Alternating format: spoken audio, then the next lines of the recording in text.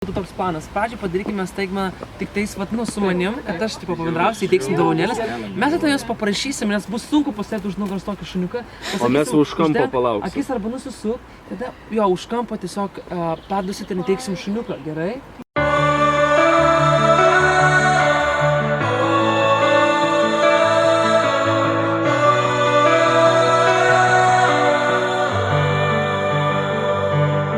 Mes aplankėme Austėją.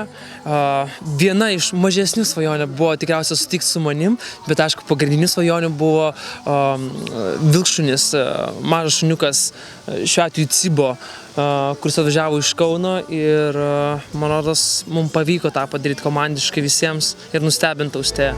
Viskas taip, kaip mes norėjom, mes mylėjom ir tikėjom, mums viskas bus gerai.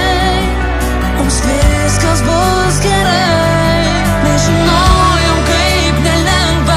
Patenkinta, laiminga, matosi, gal jai, nežinau, kažkaip tai išreikšti, bet tu matai, kad jinai nuoširdžiai džiaugiasi ir vis tiek tas, kas netikėta, yra ypatinga, nes kada tu nesitikį, tada ir tu gali išvysti tą tokią tyrą laimę ir džiaugsmą jos akise. Tai.